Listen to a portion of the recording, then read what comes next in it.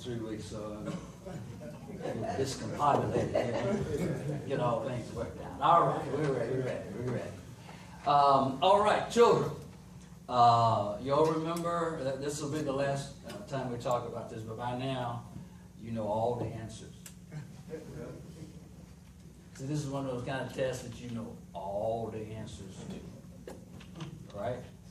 So I want you to think for just one more time this week about this whole idea of things created with purpose, all right? So you've seen all the slides. You remember this, right? We're talking about people that have creativity, right? Artistic and craft creativity.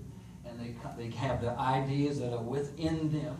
And that's how they come up with these plans and with these. In our particular case, we're looking at pottery. You remember that?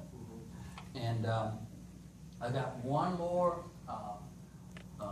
short video for you to look at. And then I want you to put together all that we've talked about all month as we looked at pottery and how it's made and what's done with it, okay?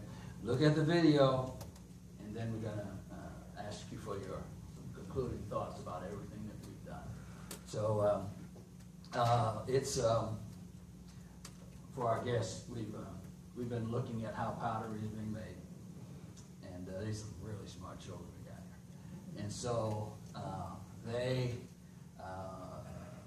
analyze all that we talk about and make sure that it's clear for all of us. Mm-hmm. So the children teach us. Right, adults? Amen. We let the children teach us during this period. Amen. Okay, so we're going to take a quick look. Dan, you might have to hit this front light too. Do we need audio? Take a quick look at this video, and there may be some audio associated with you, Dan. Now the whole piece has dried to leather hard, including the connected area. And again, leather hard is when you can rub your finger over it and you're not going to smear anything, but you can easily put a print with your fingernail.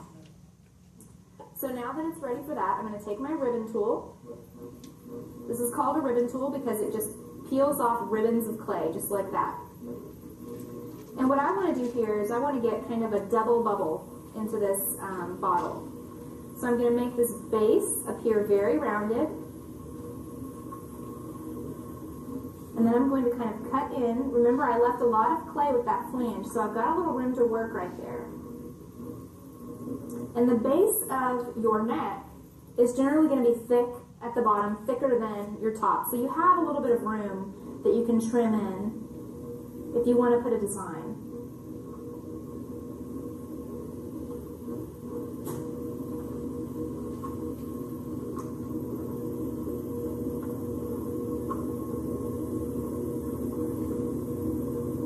And you can pretty much do anything you want to do with this design here.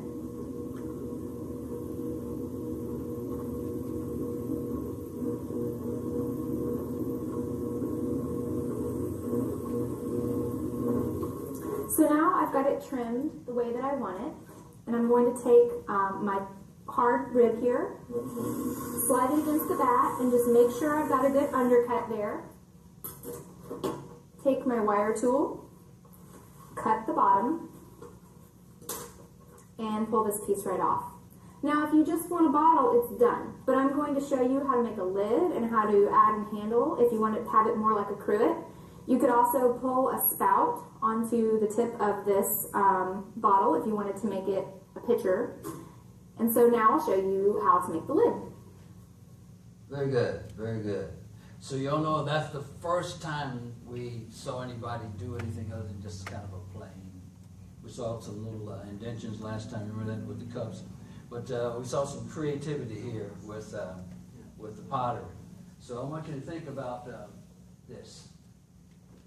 Most of what we've looked at the past 3 weeks have been pots that look pretty similar to this, right? They're pretty ordinary. But I also want you to know that these kind of pots are also made. All right? Now, here's what I want you to think. What's the difference? What would you say is the difference between these pots just saw. What's the difference between this group of pots and this one here? What do you think, Derek? I see you got, are you just doing one of those thinker kind of things, or you got your hand in it?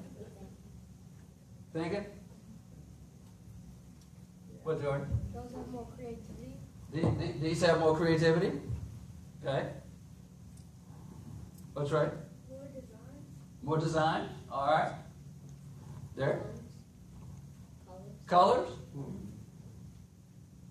Different shapes. Shapes? There? Sizes. Sizes? I told you they were smart. Just wonder what you think about. When people get done with these, they throw them away. And they use them up, you know, they for flower pot or coffee cup or whatever. And when they get done with them, they throw them away. What do you think they do with these? Jordan? They keep them up on the shelf. When you get done using them for one purpose, these are you keep them, right? What they're sell them. Yeah, you could after you use it up, you could probably sell them for money. That's right, right. Keep them for decoration. Decoration. I didn't hear that one. Give them to friends. Friends? Okay. Now y'all are getting the point. Even when you get done with these, they have no more value. Right? So you throw them away. When you get done with even using these for the one intended purpose, they still have a long-term value, right? And that's what I want you to think about in the sermon today, is Christians are like these pots. And they don't look like they have much value to the world. To the world, Christians look like this. And they think that when you die, you just get thrown away. Okay? But in fact, this is the way you look to God. Amen. Amen. Amen. And so when you die, God sees value in you. And He keeps you for a long time. Okay? Because He's the potter. Well, you'll know that, right? Who's the potter, Jordan? God. God's the potter. God is the potter. And Derek, who do you think the clay is? You're right. You're the clay, man. Amen. That's the thing. God is the potter. Yes, sir. We're the clay. Yes, sir. And if you're a Christian, you already have value in you. He's already, what did somebody call it? The design is already being shaped, right? And molded but you can't see it. What's in you begins to come out little by little, and you begin to look more like Jesus. So Jesus is the one that's important. Yeah. The more you look like Him, Yeah. the more value you even begin to see as God is shaping you. Okay. So to remember that today, that we're not going to be talking about the pots that get thrown away today. We're going to be talking about the ones that get kept. All right. Amen. Because we just kind of at the conclusion of our series. And so, everybody good? Amen. Brandon, you good with that? All right. Trey, all right. Well, then let's together find our text. Our text today is, we're still in Romans 9.